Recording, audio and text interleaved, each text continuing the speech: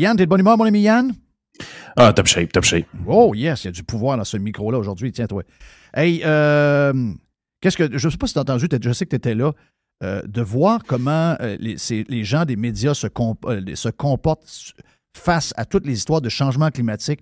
Quand on essaie de leur demander. Parce que une des choses que je n'ai pas dit dans l'ouverture et que je veux te dire, c'est que il y a des. Bon, on a vu le gars qui demande, le monsieur des sondages demande ouais, est-ce que c'est une bonne idée de mettre fin, peut-être de diminuer le nombre d'humains de manière paisible?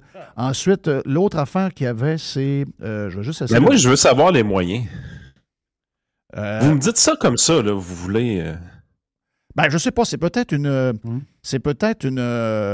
genre de. Un genre de permis pour avoir des enfants? Non, j'ai comme l'impression qu'ils veulent en éliminer. Ah, OK. Parce qu'on avait l'occasion, on avait un virus récemment pour diminuer le nombre. C'est des contradictions qui sont dures à suivre. On avait un virus récemment, ce qu'ils nous ont dit, pouvait tuer des millions et des millions de personnes. C'est pas arrivé. Mais on s'est tout encabané, on a pogné les nerfs, on a chambardé l'économie du monde au complet pour essayer de se protéger de ce virus-là. Finalement, on l'a tout pogné anyway. Et on avait une opportunité de faire un nettoyage. Mais Jeff, toi puis moi, on dit des affaires de même. On se fait traiter d'eugénistes. Immédiatement, on a tout le monde sur le dos, c'est l'enfer. On peut pas dire des affaires de même. Passer de 8 milliards à 2 milliards, ça implique 6 milliards de personnes qui disparaissent de la carte. Là. Je veux dire... Mais ça arrive dans le livre de Dan Brown. Là. Oui, ça vient du livre de Dan Brown. Lui, c'est un virus pour éliminer du monde sur la Terre. Mais pourquoi eux autres ont le droit de dire des affaires de même? Ça, c'est Inferno. Là. Ça, c'est un livre. Ouais. By the way, ça fait 10 ans qu'il est sorti aujourd'hui. En plus? Ben, c'est mai 2013. Ça fait 10 bon ans. Petit livre, ça. C'était bon, ça. Excellent livre. C'est un bon livre, sauf qu'il y en a que ça... Mais c'est une histoire, là. Je sais. C'est un roman. Écoute, dans les autres affaires reliées à ça, on a le texte d'hier de la presse qui a été repris également par Le Devoir. Puis ces gens-là nous disent, j'en ai parlé hier vite, là, mais ces gens-là nous disent, ouais, là, il ne faut plus calculer l'empreinte de gaz à effet de serre, il faut calculer le nombre de ressources en volume que chaque Québécois consomme. Donc, l'IRIS, qui est le pendant économique de QS, nous est arrivé... T'as peu. T'as-tu déjà vu le CV du monde qui est là? Ben, je sais qu'il n'y a pas beaucoup en économie là-dedans. Là. Je sais qu'il n'y a pas beaucoup d'économistes. C'est juste de la politique. C'est des gens qui ont étudié une maîtrise en sciences politiques, doctorat en sciences politiques. C'est des sciences politiques, les affaires. Il y a zéro économie là-dedans. Là. Ben, en tout cas, de ce que je comprends, ils ont fait une étude qui dit que nous consommons 19 tonnes de ressources par année. OK? Donc, de la bouffe, de l'essence. Je ne sais pas comment l'étude a été faite, mais il arrive à 19. Et eux nous disent que si on veut sauver la Terre, qu'on doit couper de 19 à 9. C'est plus que la moitié qu'on doit couper. Et là, Le Devoir, il y a un journaliste du Devoir qui s'appelle... personne... Oh, ben, il m'a barré. Donc, j'ai plus accès, il m'a barré. Donc, j'ai demandé... C'est donc bien drôle, ça. Pourquoi il me barre? J'ai juste demandé... Pourtant, c'est très poli. J'ai dit... Lui, il dit, ben là, il faut faire quelque chose. Là. Il faut couper le nombre il faut diminuer notre... Ben, c'est comme... On en a déjà parlé, là. C'est la diminution de ce qu'on consomme. On s'en va vers une économie de décroissance, etc. Donc, j'ai demandé poliment, allez-vous finir par nous dire ce qu'on doit faire pour sauver la planète? Arrêtez de tourner du pot avec les accusations mielleuses. « Ah, vous êtes trop, vous consommez trop, vous avez des VUS, vous mangez trop de steak, etc. » J'ai dit, un peu de courage, les communistes, faites la liste des choses concrètes qu'on doit faire. On veut lire, on veut voir la liste, mais on veut surtout voir le déséquilibre qu'ils vont nous exposer. Ça va être du grand déséquilibre. Mais volontairement, ils ne veulent jamais nous dire concrètement ce qu'ils voudraient qu'on fasse. Sais-tu pourquoi? Ils s'en foutent. C'est pas important. C'est pas ça le but. L'objectif, c'est de se mettre une cape verte sur le dos. C'est d'être vertueux. C'est d'être dans la bonne équipe. L'objectif, c'est que des gars comme toi, qui sont dans la mauvaise équipe, soient vus comme des mauvaises personnes. Un peu comme l'histoire de Marchand puis Moret. Là. Moret, il n'a rien dit de mal, franchement, n'importe quoi. Oui. Mais la réalité, qu'est-ce qui est arrivé? C'est qu'on surveille notre adversaire politique pour qu'il dise une gaffe éventuellement pour essayer de le faire tomber. Je veux dire, on connaît la game de notre côté, là, on l'a vécu en masse. Mais l'affaire de la planète, c'est la même affaire. C'est les bons, on est les méchants. T'aimes le steak, t'es un méchant. T'es un vegan, tu fais chier tout le monde avec ça, t'es une bonne personne.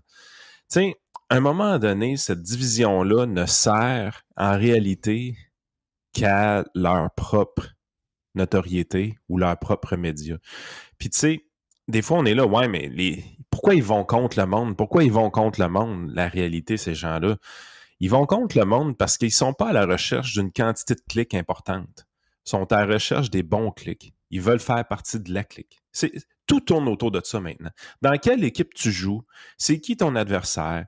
Puis tu essaies de faire mal paraître ton adversaire sans arrêt. Tout est bâti là-dessus tout le temps.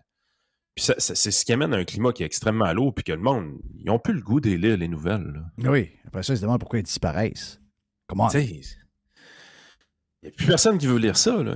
Puis leur cercle d'influence diminue sans arrêt. Tu le vois dans les revenus et tout ça.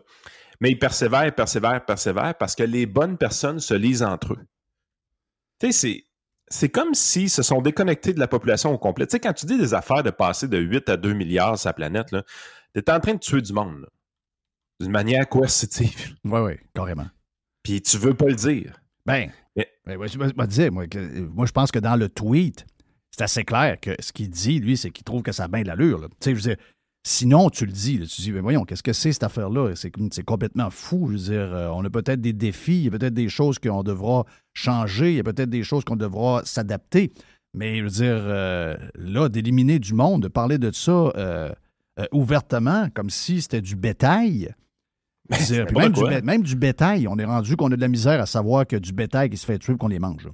Je veux dire, c'est comme mal vu de tuer un porc pour qu'on le mange, mais là, le porc, ça nous fait de la peine, mais les humains, là, on faudrait pas faire un nettoyage. On a 2 milliards de trop facile. C'est incroyable. Puis ils mettent jamais le bon côté de la médaille, parce que la réalité, c'est qu'à toutes les fois qu'on voit des nouvelles sortir comme sur les mini-réacteurs nucléaires plus sécuritaires, ça, c'est des bonnes nouvelles, normalement. Quand on voit des nouvelles sortir sur la fusion nucléaire, ça, c'est des bonnes nouvelles. Tu dis, oh, les shit, attends un peu, si on réussit à implanter ça le réellement... Le e-fuel aussi. Exactement. Puis toutes ils pensent qu'ils ont inventé l'économie circulaire, les gauchistes. C'est quand même drôle. Alors qu'en réalité, je pense qu'on a eu un podcast avec Pierre Desrochers qu'on entend trop peu souvent au Québec, là, qui nous a fait un tour de la question complète de l'économie circulaire en disant que naturellement, l'état d'esprit numéro 1 des entrepreneurs, c'est l'économie circulaire. Il n'y a personne qui aime rejeter des déchets dans son processus manufacturier. Là. Éventuellement, on aimerait ça transformer tout ce qu'on peut en source de revenus. Je vais te donner un exemple. La biomasse, par exemple, c'est quelque chose qu'on a discuté cette semaine. C'est quelque chose qu'on n'a pas poussé énormément au Québec par rapport aux pays scandinaves, par exemple, mais on a beaucoup, beaucoup de déchets forestiers de notre côté. Ces déchets forestiers-là sont enfouis dans le sol. Quand tu parles à certaines entreprises, il paraîtrait qu'il y aurait comme une entreprise dans la région de Lévis, par exemple. À chaque année, c'est 800 000 $ qu'ils doivent dépenser pour enfouir le bois qu'ils produisent dans le sol. Y a-tu pensé? Ouais. Tandis que ce bois-là peut être utilisé comme source d'énergie pour des chaudières de biomasse. Là. On pourrait l'utiliser. Mais la raison pourquoi on n'a jamais développé l'expertise au Québec est extrêmement simple. C'est que les grands industriels qui voulaient développer du manufacturier, ils avaient accès à des tarifs subventionnés d'Hydro-Québec vraiment pas chers. Fait que ça a enlevé tout incitatif à développer des sources d'énergie plus intelligentes. Mais si tu arrives et tu fais payer le vrai prix à ces industries-là, tu es dans une position où tu te dis, ben écoute, peut-être que la biomasse fait du sens parce qu'en Scandinavie, ils trouvent que ça fait du sens aux autres de leur côté aussi. Puis si tu commences à implanter des solutions comme celle-là, ben l'entreprise qui doit payer 800 000 pour enterrer des résidus de bois ou de foresterie, ben elle peut avoir ça comme un revenu. Elle peut les vendre maintenant. Puis ça, c'est un game changer pour bien des business en termes de productivité. Là. Fait que tu sais, t'es là, tu te dis, quand vous voulez vraiment penser aux solutions qui existent, éventuellement, pour améliorer n'importe quoi, puis je dis pas que j'ai raison, c'est juste des exemples que je donne comme ça pour vous montrer qu'il y a pas mal plus de solutions au niveau de la technologie, puis de l'innovation, puis de l'ingénierie que vous pouvez y penser. Puis l'espoir est réellement là. On est à une découverte près de changer complètement qu'est-ce qui va se passer pour l'avenir de l'humanité. Puis, il n'y a rien qui nous dit, par exemple, qu'on ne pourrait pas un jour continuer notre expansion en dehors de la planète. Tu sais, ça a l'air un peu irréaliste en 2023 de dire des choses comme ça, mais après des découvertes technologiques dans 200, 250 ans, qu'est-ce qui nous dit qu'on ne sortira pas de la planète, justement, et qu'on n'ira pas sur d'autres planètes éventuellement? Fait que, tu sais, on a vraiment la prétention d'avoir beaucoup plus d'impact qu'on pense sur la Terre, première des choses. Puis la deuxième des choses, c'est on refuse de voir le potentiel de l'humain pour continuer son développement puis continuer à régler ses problèmes. La réalité des gaz à effet de serre, elle est réelle. Il n'y a personne qui est climato-sceptique ici. Par contre, on voit qu'on s'est amélioré aussi dans les dernières années et tout le monde fait comme si ce n'était pas le cas. Mais on s'est amélioré. Puis personne ne le dit. Puis ça va dans la bonne direction. Puis l'amélioration ne vient pas des crises de paille en plastique ou ben non, des fourchettes en bois du McDo, sacrément. L'amélioration, elle vient des technologies. Entièrement. L'amélioration ne vient pas de la décroissance. C'est ça qu'on dirait que c'est ce bout-là qu'ils ne comprennent pas. Ou ils savent très bien qu'ils veulent nous rendre au même niveau que des paysans au Moyen Âge. Parce qu'on dirait qu'ils veulent nous envoyer là. C'est-à-dire, écoute, on dirait que ce qui est fait chier, c'est qu'on ait le droit de voyager, nous autres aussi. Oui, c'est ça qui fait chier. Les autres, ils veulent pas qu'on soit comme un farmer de 2023 où ce que le gars utilise la technologie sur sa ferme. Des fois, il n'a même pas besoin d'employés. Il ne trouve plus d'employés pour travailler, mais sa ferme est, autrement dit, automatisée, puis il y a beaucoup de nouvelles choses, on va dire, très, très sophistiquées. C'est pas ça qu'ils veulent, eux autres. Les autres, ce qu'ils veulent, c'est la décroissance, puis nous amener au Moyen Âge. C'est ça qu'ils veulent. Ben écoute, tu sais, l'affaire, c'est que je crois que ça va dans la bonne direction, dans le sens que leur impact diminue tout le temps envers la population. Il est encore trop grand, tu vas dire, au Québec, puis je suis d'accord. Mais le trend est quand même dans la bonne direction. Ils sont en train de perdre de l'influence. Ouais, je suis obligé de te dire, puis t'es dans le milieu de... Moi, je sais que Joe Hamel est très optimiste, puis tu sembles l'être aussi. Moi, je suis un peu plus peut-être pas négatif à ce niveau-là, mais je suis moins optimiste. Je vis toujours d'espoir, c'est-à-dire qu'effectivement, le pire est passé puis que le beau temps s'en vient. Mais, tu sais, quand tu vois que... Parce que d'abord, il y a des choses là-dedans que je savais, puis le temps me donne raison, malheureusement. J'ai une bonne feuille de route. Moi, j'avais dit, les voitures électriques, c'est juste une histoire pour essayer d'attaquer le pétrole. Quand ils vont réaliser que les voitures électriques, il y a une production de masse qui s'en vient, que les gens sont capables, certaines personnes sont capables de s'en payer, qu'on commence à en voir, ils vont trouver un moyen de nous dire que la voiture électrique, finalement, ce n'est pas mieux. Dans l'article du Devoir, c'est exactement ce qu'on dit. Finalement, oui, l'empreinte carbonique est peut-être moindre, mais l'empreinte matérielle est la même, etc., etc., etc. Moi, c'est les ESG qui font penser que l'environnement, puis toutes les patentes woke qu'on voit, puis les monsieur, madame qu'on voit à première page des annonces de Adidas, puis de Sports Illustrated avec le chanteur allemand en costume de bain. Moi, j'ai l'impression que ça ne finira pas tant que le milieu financier dans lequel tu es ne fera pas un gros X sur ce qui se passe, parce que là, on apprend hier, dans le milieu, j'ai appris ça hier, dans le milieu de l'immobilier, là, les fonds immobiliers, les REIT. Les REIT, tous ces fonds-là, maintenant, les fonds les fonds financiers vont débarquer des propriétaires d'immeubles qui ont des compagnies de pétrole puis des choses comme ça dans leur... Ah oui, c'est pas une joke. Donc, moi, tu sais, d'un côté, je me dis, la folerie, on le voit, le monde sont écœurés, ça se peut pas. Comment le monde est écœuré? Mais d'un autre côté, après que Budweiser se soit pété à la gueule, Miller Lite fait une campagne pareille 2 semaines après, le Sport Illustrated fait la même chose et Adidas fait aussi la même chose. My God, là, je veux dire, Même en perdant 23-24 de leur vente de bière un an, avril à avril de l'année passée, ben Miller Lite décide de sauter là-dedans parce que ben, le milieu financier veut absolument qu'on fasse ça, sinon il nous pénalise. Ben écoute, il y a plusieurs choses là-dedans. Premièrement, la voiture électrique, présentement, est en train de se faire larguer par les écolos. C'est-tu parce que finalement, le peuple a le droit de s'en payer? Oui. Ou a la capacité de s'en payer? Oui. Tu sais, parce que c'est ça qui était cool, la voiture électrique, c'était que tu pouvais faire chier tout le monde en te vantant que tu en avais une. Puis la réalité, tu n'étais pas en train de dire que tu étais plus écologique que tout le monde.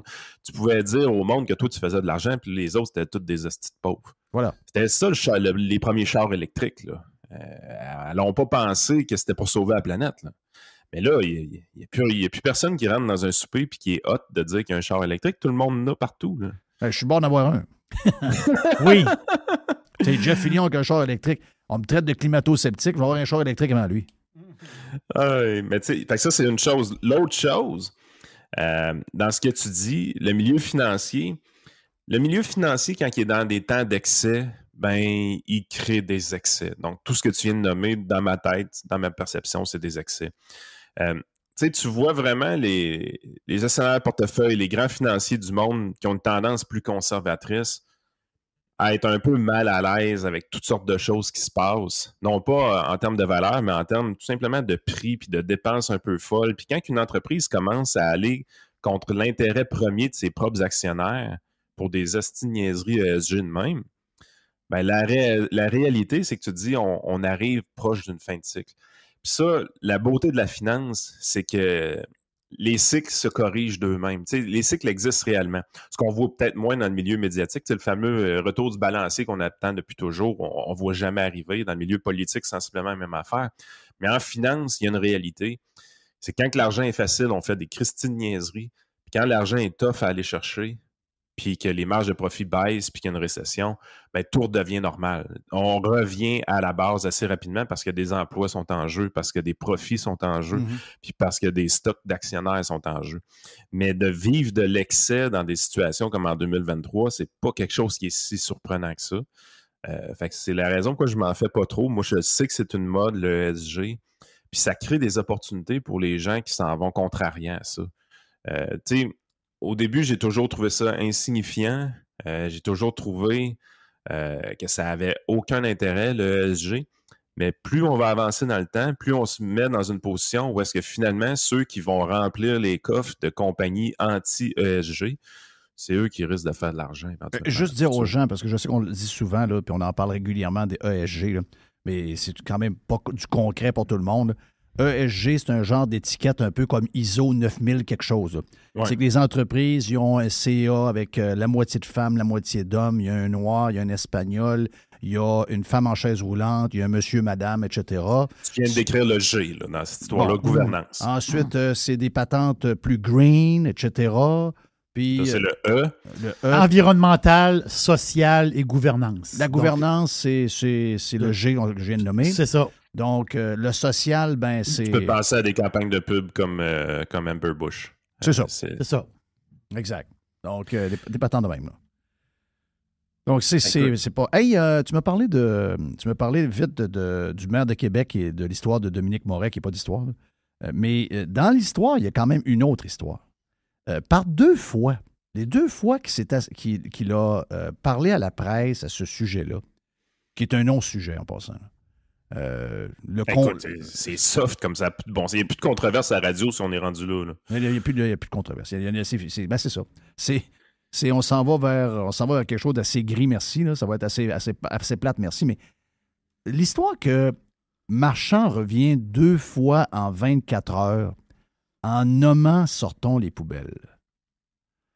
Moi, j'ai l'impression que l'histoire du juge qui a donné la permission aux demandeurs d'avoir accès aux adresses IP des gens qui sont derrière, entre autres, surtout là, le compte Twitter, parce que c'est lui qui est le plus caché. Facebook et le site web ont été découverts, on sait c'est qui, là, les Julien Gaudreau de ce monde et son associé. Mais puis je comprends qu'aussi la majorité de la manière de fonctionne avec des VPN, mais avec le nombre d'années, il y a probablement eu de l'indiscipline, puis le VPN n'était pas en marche, puis par excès ou par émotion, ils ont écrit quelque chose à un moment donné puis ont oublié d'activer le VPN. Donc, ils auront accès à une multitude d'adresses IP qui vont les amener, pas juste au niveau du syndicat là, de la fonction publique dans le coin de Le Bourgneuf, que moi, j'ai déjà espionné d'une certaine mesure les gens qui intervenaient sur les réseaux sociaux sous le nom de Sortons des poubelles, et ça nous donnait souvent cette adresse-là. Mais mon feeling, c'est qu'il y aura à l'intérieur de ça beaucoup de gens très proches du politique. QS et tous ceux qui sont proches de QS. On sait qu'on a un maire à Québec qui, finalement, on ne le savait pas pendant la campagne, mais on le sait qu'il est très QS. Moi, je trouve ça... Les organismes communautaires. Les organismes communautaires, effectivement. J'ai trouvé ça vraiment spécial par 2 fois que ça énerve le maire d'une démocratie de voir que des gens, sous le couvert de l'anonymat, puissent diffamer et attaquer n'importe qui ne sont pas de leur idée. Et que si jamais le maire vivait la même chose avec un compte créé qui s'appelait « Sortons le maire poche de Québec marchand », puis qu'on ne savait pas c'était qui, puis que ça diffamait sur sa famille, puis que ça mettait des photos de sa maison, puis que ça parlait de ses enfants, puis ça l'attaquait, puis ça prenait des bouts de son discours, puis ça coûtait des bouts pour être sûr qu'il a l'air d'un fou. Pas certain que le maire de Québec serait bien content d'avoir un site ou un compte Twitter qui s'appelle « Sortons le maire cave de Québec ».